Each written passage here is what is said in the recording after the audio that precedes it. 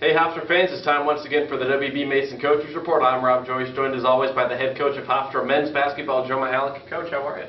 Doing good, doing good. I'd be doing better if we could have finished off those two, I guess you'd say upsets, right, that we had most recently. But, you know, just so proud of the team for the resolve they have.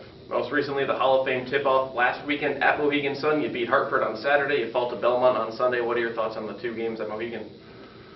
Well, you know, those games have made us better. I even said to the fellows after the game, I said, look, we played 6 games. All 6 of these opponents are really getting us ready. They're making us better.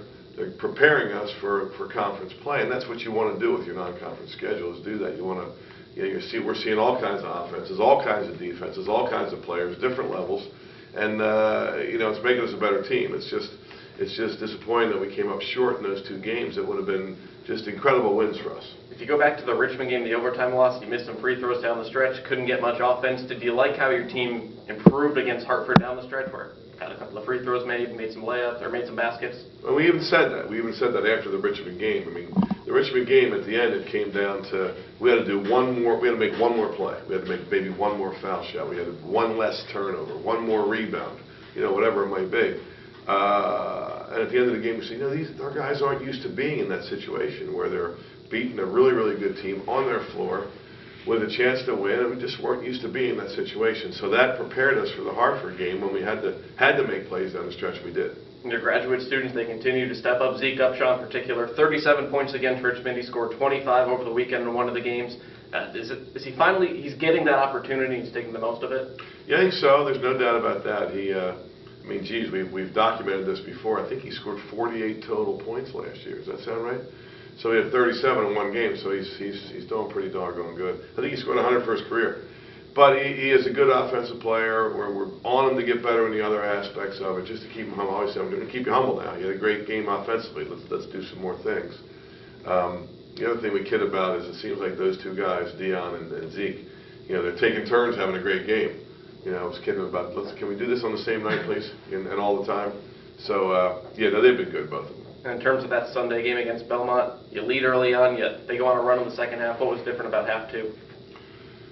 Yeah, you know, boy, I'll tell you what, they beat North Carolina, you know, and we were up 10 a couple different times. We were up 8 in the second half with the ball. You know, again, I feel like we shot ourselves in the foot. We made some mistakes we can't make. You know, at that point I'm talking about, we're up 8 with the ball, 2 live ball turnovers that converted into 5 points for them. So now it's a 3-point game. So instead of being up 8, make sure we get a shot. We turn it over, they break out and score. Come down, we turn it over again, they break down and hit a 3. Now it's a 3-point game. You know, it's those little stretches right there. We have to eliminate them.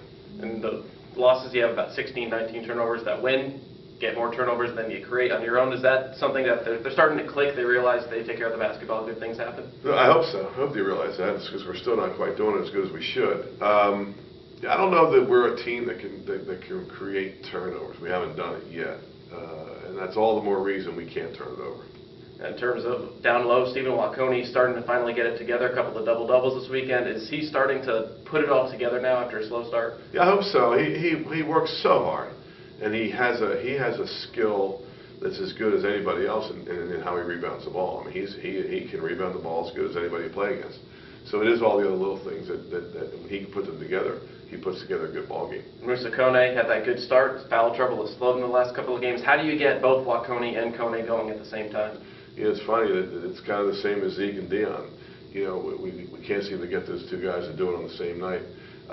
You know, but you're right. I think Moose too.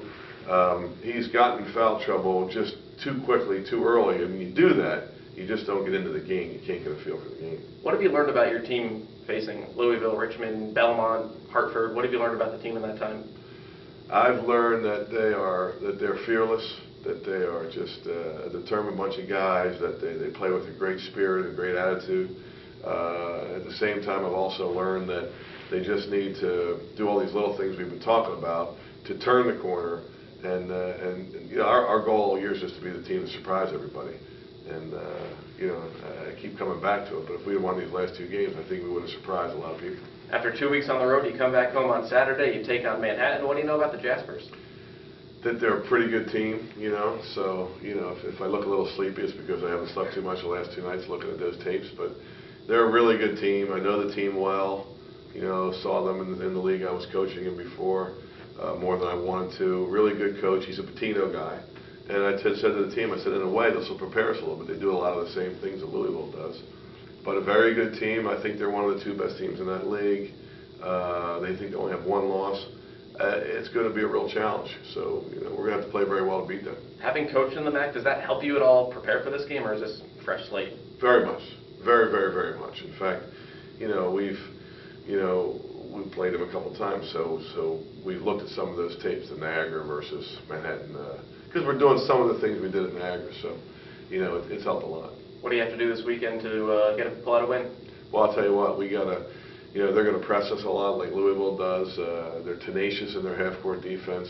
You know, if we don't, sounds like a broken record now, right? But if we don't take care of the basketball, if we're not efficient offensively, you know, it's going to be a long night. We got to really do a good job with those things. All right, Head Coach Joe Mihalich, thanks for the time. Good luck this weekend. Thank Enjoy you. the holiday. Thank you very much. Happy Thanksgiving to everybody, right? Happy Thanksgiving to all you Hofstra fans. You should come out to the MAC on Saturday at 4. Hofstra takes on Manhattan. You can also check out the information on GoHofstra.com. I'm Rob Joyce. Thanks, Hofstra fans, as always, for tuning in to the WB Mason Coaches Report with Joe Mihalich.